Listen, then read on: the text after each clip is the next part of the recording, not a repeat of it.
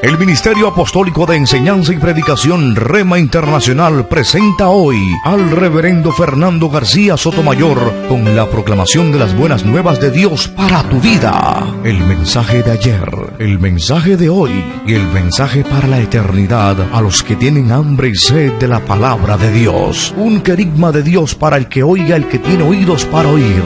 Escucha el dabar del Eterno a las naciones. Ahora es el tiempo para recibir el rema del Espíritu Santo a tu espíritu. Escuchemos con fe la memra del Señor para el alma.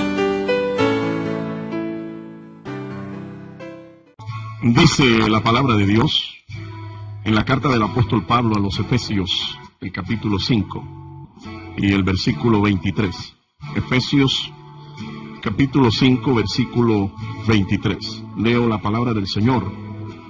En el nombre del Padre, y del Hijo, y del Espíritu Santo. Esta es la versión Reina y Valera del año 1960. Y a su letra dice: porque el marido es cabeza de la mujer, así como Cristo es cabeza de la iglesia, la cual es su cuerpo, y Él es su Salvador.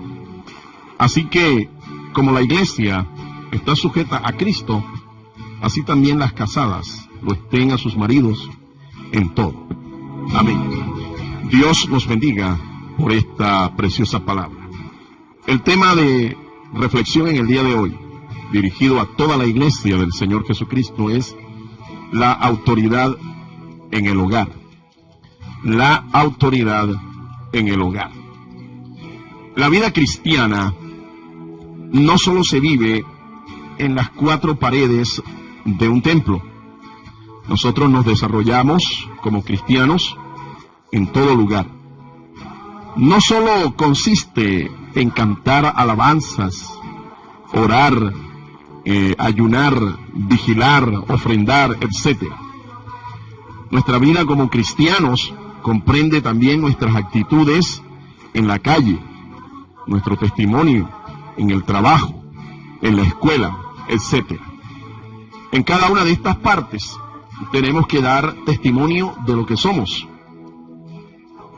Y una de estas partes en la que tenemos que dar testimonio sujetándonos a los principios de orden y autoridad es precisamente el hogar, la familia.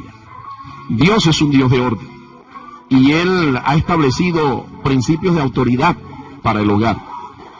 Y hoy pretendemos explicar por lo menos 3 de estos principios que regulan la autoridad en el hogar, en la casa.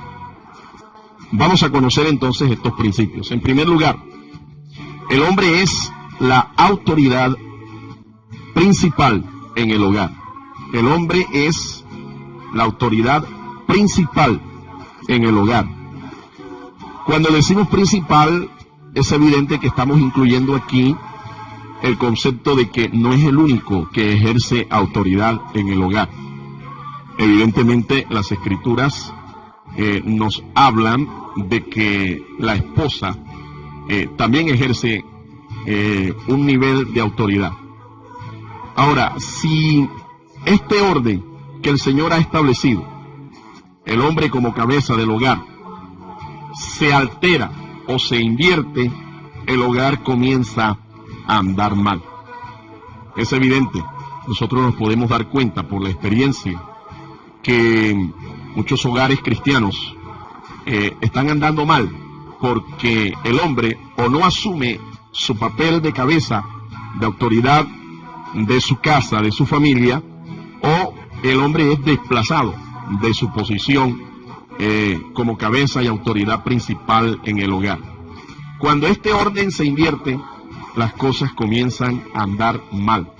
No nos extrañe pues ver resultados negativos, ver caos, ver confusión en hogares en donde la mujer es la que lleva los pantalones, o los lleva un hijo, o los lleva un familiar diferente, un hermano, un cuñado, un tío, el abuelo o la abuela, etc.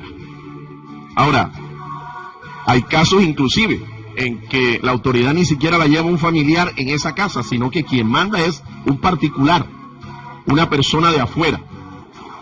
Bendito y alabado sea el nombre del Señor. Ahora, cuando hablamos de que el hombre es la autoridad principal, no nos estamos refiriendo a que el hombre sea un dictador en el hogar, ¿sí? Una especie de macho machote, o de talibán, o de tirano. No, no, no. El hombre no está puesto como cabeza para ser un dictador. No, la autoridad debe ejercerse en amor, ¿sí? Y de hecho, cuando en la casa el hombre se convierte en el dictador, en el talibán, en el mandamás, el faraón, el tirano, la autoridad hace rato que perdió su naturaleza allí. Él no está realmente ejerciendo autoridad. Él estará ejerciendo, será una dictadura, ¿sí? Una tiranía, pero no es propiamente el concepto bíblico de autoridad. Su autoridad por eso debe ser ejercida, como hemos dicho, en amor y en respeto. La autoridad debe ganarse, nunca imponerse. Así que cuando un hombre comienza a decir, aquí en esta casa el que mando yo, téngalo por seguro que hace rato dejó de mandar. Hace rato dejó de ser autoridad. Porque la autoridad no se impone por la fuerza de un sexo, o por la fuerza de la voz, o a fuerza de golpes, no. Debe ganarse y no imponerse. La autoridad se gana a base de bondad, a base de justicia, cuando nosotros nos portamos bien, cuando nos conducimos con justicia. En la casa le damos la razón a quien la tiene, le damos a cada quien lo que le corresponde, a la esposa, a los hijos, e incluso cuando ya se presentan hasta los nietos. La autoridad se gana a base de estos principios: bondad y respeto y justicia. Son cosas importantes para aceptar la autoridad. A nadie le costaría someterse a una persona, a un varón que ejerza la autoridad con estos principios. Ahora, la autoridad se complementa con su testimonio y con su responsabilidad sacerdotal. El hombre tiene el privilegio de ser la cabeza, pero también tiene la responsabilidad de ser un ejemplo, de guardar su testimonio y ser responsable con la guianza espiritual de su familia. Debe por eso ser el sacerdote de su casa, el mentor, el guía, el ejemplo a seguir. Muchos hogares, la mujer comienza a tomar el rol del varón, a tomar la posición del varón precisamente por eso, porque el hombre se descuida en su responsabilidad sacerdotal. El hombre se descuida en su testimonio, la tarea de dar buen testimonio, de ser un buen ejemplo a sus hijos. Lastimosamente vemos que en los hogares en donde el hombre no es cristiano, pues, y la mujer asume este papel, este rol, la figura paterna, tarde o temprano, comienza a hacer falta en la crianza de los hijos. Y con el tiempo nosotros vemos los resultados de eso. ¿Ven? Hijos a los cuales se les manifiesta, cuando ya son adultos, la ausencia de la figura paternal. No estuvo su padre en donde tenía que estar en los momentos de su crianza, y por eso muestra esos vacíos, esos conflictos psicológicos, esas situaciones difíciles en las que faltó la presencia, la figura de un padre. En segundo lugar, la mujer debe estar sujeta a su marido. Eso significa que no es una esclava, ¿sí? Como algunos de pronto han malinterpretado el texto. El apóstol Pedro dice, cuando escribe su primera carta, su carta universal, en el capítulo 3, los versículos 1 al 6. San Pedro se dirige así al hogar, a la familia. Primera de Pedro, capítulo 3, versículos 1 al 6. Asimismo, vosotras mujeres, estad sujetas a vuestros maridos, para que también los que no creen a la palabra sean ganados sin palabra por la conducta de sus esposas, considerando vuestra conducta casta y respetuosa. Vuestro atavío no sea el externo, de peinados ostentosos, de adornos de oro, de vestidos lujosos, sino el interno, el del corazón, en el incorruptible ornato de un espíritu afable y apacible, que es de grande estima delante de Dios. Porque así también se ataviaban en otro tiempo aquellas santas mujeres que esperaban en Dios, estando sujetas a sus maridos, como Sara obedecía a Abraham, llamándole Señor, de la cual vosotras habéis venido a ser hijas, si hacéis el bien sin temer ninguna amenaza. Bendito sea el nombre del Señor. No en esclavitud, la sujeción de la mujer no es en esclavitud, no es un sistema de esclavitud, definitivamente. La mujer fue hecha realmente para sujetarse al hombre, está diseñada para eso, para tener una autoridad, para tener una cabeza, alguien que la dirija. Cuando esto hace falta, la mujer siente ese vacío, resiente la autoridad sobre ella. Ahora, Pedro es muy sabio, inspirado del Señor, le dice a la mujer que es cristiana, que tiene un esposo, que no es convertido, que por su testimonio, sin predicarle, se puede ganar a su esposo, por su testimonio de sujeción, de respeto al marido. Así que ella no es una esclava, ¿sí? No es un sistema de esclavitud. El estar sujeta no significa que está en esclavitud. No, está sujeta inclusive en amor. Ahora, a la mujer también se le pide, se le exhorta. El apóstol Pedro, inspirado, dice que debe preocuparse más por el arreglo espiritual de ella que por el arreglo externo. Hay muchas hermanas en la fe que tienen esposos que son inconversos y piensan que se pueden ganar al marido vistiéndose de una manera sexy, como se visten las mujeres en el mundo. Y creen que por mostrar la mercancía van a hacer que el marido siempre esté rendido a sus pies. Y resulta de que eso es incorrecto. Eso no produce exactamente el efecto que ellas esperan.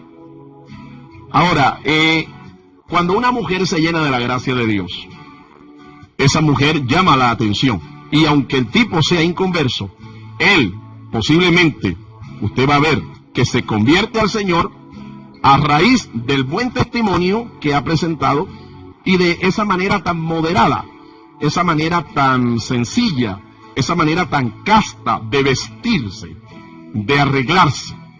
Ahora, la mujer, la Biblia enseña que es ayuda idónea, no ayuda equivocada o errónea, ni mucho menos demonia para el hombre. Génesis 2:18 dice que cuando Dios creó a la mujer, le hizo ayuda idónea. Y esta palabra significa complementaria. Lo que el hombre no tenía, la mujer se lo proveyó. Y por eso Dios le hizo compañía al hombre, porque no era bueno, en la misma opinión del Señor, que el hombre estuviera solo. Por eso le creó ayuda idónea. Pero idónea no es competencia. La mujer no es competencia, no fue creada para competir con el hombre. Fíjense que es interesante que Dios la saca de una costilla del hombre, de un costado del hombre. Dice la palabra de Dios que Dios hizo caer sueño a Adán y una vez que Adán estaba dormido, sacó una costilla de Adán y le hizo a la mujer. Cuando el hombre la vio, confesó que era carne de su carne, hueso de sus huesos, sangre de su sangre. Y de inmediato Dios los casó, porque el plan de Dios desde el principio fue ese. La primera institución que Dios estableció fue el matrimonio. Por encima de la iglesia, por encima de las naciones, por encima de las demás instituciones, Dios creó el hogar, Dios estableció la familia. Pero se la creó como ayuda idónea, como ayuda complementaria, no para que compitiera con el hombre. Es interesante que Dios no la sacó de la cabeza, de un hueso de la cabeza para que la mujer estuviera sobre el hombre. Ni tampoco la sacó de un hueso de los pies para que el hombre la pisoteara. No, la sacó de un costado para poner a la mujer a la par del hombre, hombro a hombro. La sacó de su costado, de su corazón, del lado de sus afectos, para que la amara. Bendito sea el nombre del Señor. En su hogar, la mujer debe ser bella en su arreglo físico y espiritual. Lo que Pedro condena es la exageración. Lo que Pedro condena es la falta de moderación. en el arreglo femenino. Hay que evitar los extremos, ¿sí? Hay que evitar los extremos.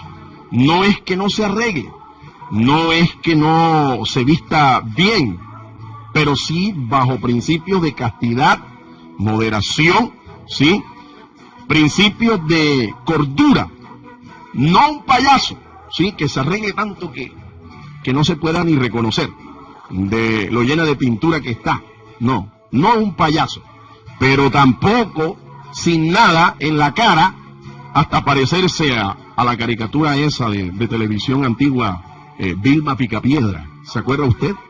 De la historia de esa pareja que vivía en los tiempos de la era de piedra, Vilma Picapiedra y su esposo Pedro, ¿sí? Bueno, tampoco así. Eso es un extremo y los extremos son malos. La mujer debe preocuparse más por su belleza espiritual, por su belleza interior. Por eso debe ser una mujer que se llene de la gracia del Señor. Porque cuando no hay dinero, porque algunos dicen es que la belleza cuesta, cuando no hay dinero para un blower, cuando no hay dinero para un arreglo de cabello, un vestido de gala, un vestido lujoso, pues es la gracia de Dios la que suplementa estas cosas. Me acuerdo hace tiempo que una hermanita cuyo esposo tenía problemas económicos, cada mañana cuando ella se levantaba y se miraba al espejo, cantaba esa bella canción, ese antiguo coro, ¿sí? Antes de los adoradores contemporáneos de hoy, antes de Danilo Montero, antes de Juan Carlos Alvarado y todos estos hermanos que hoy son adoradores de la alabanza en las iglesias y en América Latina. Esa canción antigua que decía, pasa por aquí, Señor, y ella se tocaba la cara, ¿sí? Se miraba al espejo, se tocaba la cara y decía, pasa por aquí, Señor, pasa por aquí. Es interesante. Ella sabía que la gracia de Dios era el mejor cosmético, que la gracia de Dios era lo que más bella la podía hacer ver. Bendito y alabado sea el nombre de nuestro Señor Jesucristo. El tercer principio que queremos compartir de esta lección, que hace parte de la segunda fase de instrucción del discipulado que en nuestro ministerio nosotros hemos implementado, didaqué. El proceso se llama paroikia pisteo, la peregrinación de la fe. Y la segunda fase se llama didaqué. Estas son instrucciones de la fe. Hoy queremos compartir una de estas lecciones, esperando que sea de edificación. Y en esta lección, el tercer principio acerca de la autoridad en el hogar es que el matrimonio es un símbolo espiritual de un misterio. El matrimonio es un símbolo espiritual de un misterio. Pablo lo dice así, porque representa la unión de Cristo y su iglesia. Representa, repito, la unión de Cristo y su iglesia. En Efesios 5, donde leímos, pero en el versículo 25 dice, maridos, amad a vuestras mujeres, así como Cristo amó a la iglesia y se entregó a sí mismo por ella. La unión de Cristo y su iglesia está representada en el matrimonio de una pareja cristiana.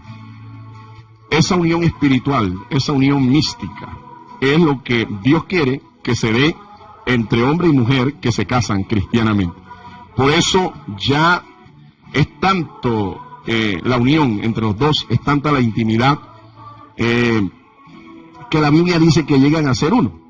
Y Pablo dice que aquel que se une a Cristo, así como aquel que se une a Cristo es uno con él, así el que se une a su esposa debe ser una sola carne con él o con ella. Bendito sea el Señor. Ahora, la unidad del matrimonio es vital para que las oraciones no tengan estorbo. Escúcheme, hoy nosotros podemos ver a gente, ministros aún, que han sacrificado el hogar, su familia, con tal de tener un ministerio reconocido, tener el aplauso de la iglesia, de las multitudes, del mundo. Nosotros no podemos hacer eso. En aras de alcanzar el reconocimiento, la fama, el prestigio en el ministerio, nosotros no podemos sacrificar la unidad de la familia, la unidad del matrimonio. Es vital para que las oraciones no tengan estorbo. Se lo voy a decir así, mi amado concierto. Si usted no es cuidadoso en el trato, no es sabio en el trato con su esposa, sus oraciones van a tener un inmenso obstáculo. No pasarán del cielo raso de su casa. No pasarán. Por eso, tenga mucho cuidado. Si su esposa está herida, si su esposa está lastimada, si su esposa está ofendida o maltratada, usted no piense que Dios está escuchando sus oraciones. Dios no las escucha. Por eso es vital la unidad en el matrimonio, para que las oraciones nuestras y, en fin, nuestro ministerio, aunque sea afamado y aplaudido por las multitudes, tenga la alabanza de parte de Dios.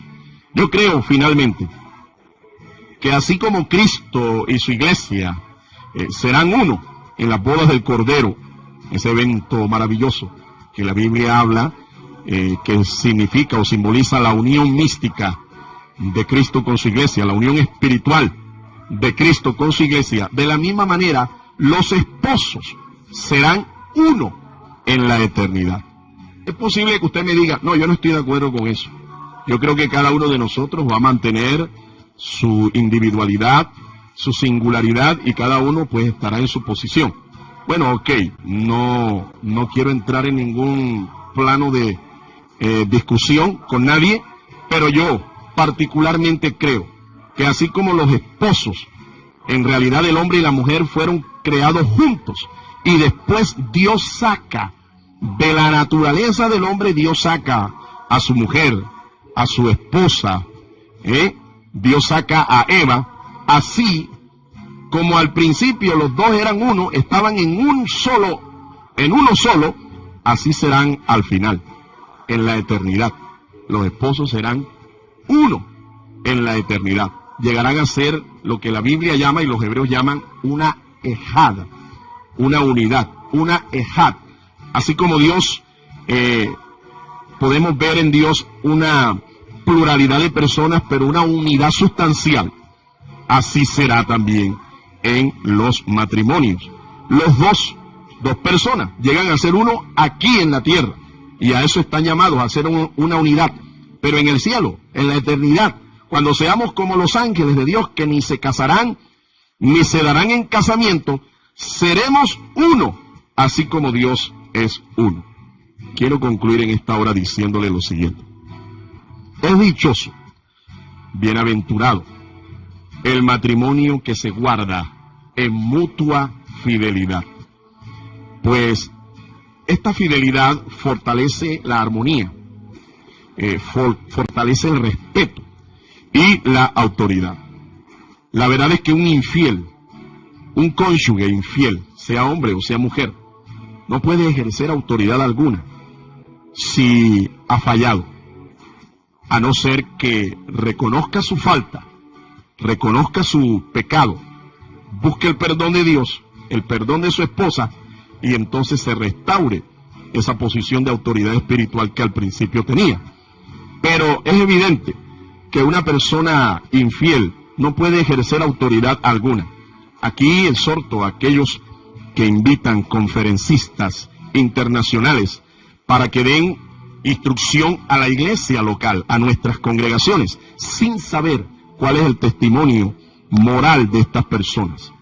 Yo conozco predicadores y predicadoras de cartel internacional que tienen una vida inmoral, con 2 y 3 divorcios a cuestas, y hoy los están invitando para que sean los instructores, para que sean los maestros, para que sean los conferencistas que enseñen a nuestras familias, a nuestros hogares. Definitivamente conmigo no cuenten para ese tipo de actividades. No puedo dejarme enseñar de una persona que ha tenido un fracaso, un divorcio, 2, 3 divorcios, y después venga a hablar de temas de la familia. No tiene autoridad. La sujeción de la mujer, quiero decirle aquí a las hermanas en la fe, la sujeción de la mujer está condicionada de la sujeción de su marido a Cristo Jesús.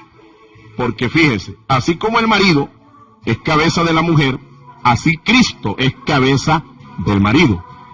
Se lo voy a interpretar en palabras sencillas. Así como su esposo es su autoridad, así Jesucristo es la autoridad de su esposo. Y resulta de que nadie puede ejercer autoridad si no está bajo autoridad. Si su esposo no está sometido a Cristo, usted no está obligada a someterse a la autoridad de su esposo. Y sobre todo, cuando su esposo le invite a usted a realizar prácticas que están fuera del contexto de la moral y de la Biblia. No puede usted sujetarse a un impío que le invite a usted a practicar la impiedad, aunque sea su esposo y aunque sea su autoridad. ¿Sabe por qué? Porque la Biblia establece un principio superior en cuanto a la autoridad. Es necesario obedecer a Dios antes que a los hombres. Se lo quiero ilustrar con un ejemplo. El apóstol Pedro fue llamado por el Señor y fue comisionado, al igual que los demás apóstoles, a que predicaran el Evangelio. Desde Jerusalén, por toda Judea, Samaria y hasta lo último de la tierra. Y ellos comenzaron a dar el testimonio de Jesucristo en Jerusalén, la patria chica de ellos, el hogar de ellos, donde estaban sus familias. Y efectivamente es el lugar más difícil para dar testimonio. ¿Y sabe quiénes se le opusieron a la predicación de los apóstoles? En este caso de Pedro y de Juan, precisamente las autoridades religiosas de su tiempo. El Sanedrín judío les prohibió terminantemente que siguieran predicando el nombre de Jesucristo. Los metieron hasta presos, los azotaron, los encarcelaron y les prohibieron terminantemente que siguieran predicando en el nombre de Jesucristo. Pero Pedro le dijo estas preciosas palabras y que implican aquí el principio de autoridad supremo que yo estoy diciendo.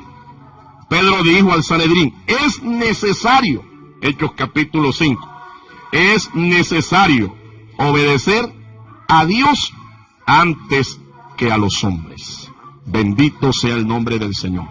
Así que ninguno que no está bajo autoridad puede ejercer autoridad.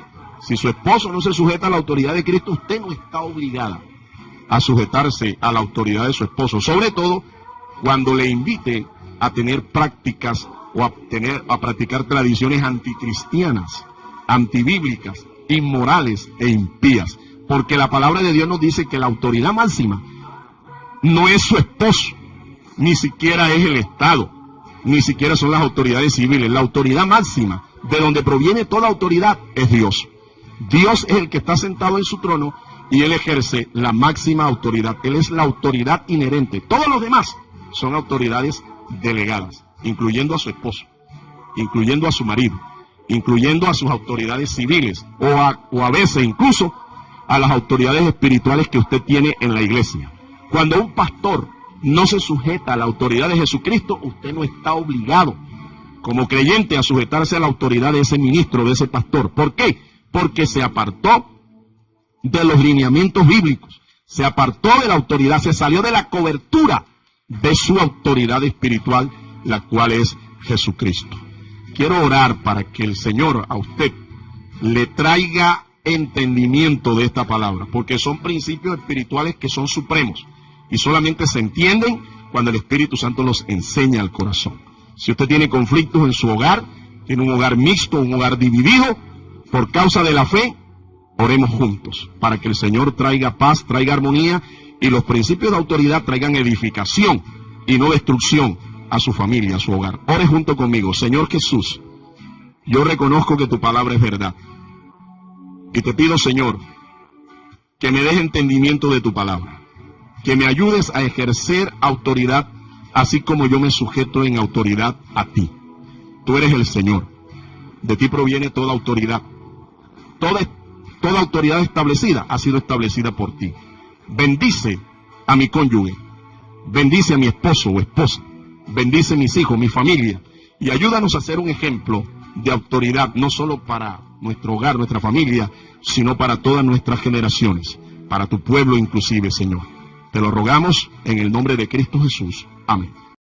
El Ministerio Apostólico Rema Internacional pone a disposición esta predicación. Ofrecemos ministración a simposios, seminarios, campañas evangelísticas, educación globalizada sana y de carácter interdenominacional. Escríbanos a ministerioremainternacional@gmail.com o llámenos al celular 316-270-7181.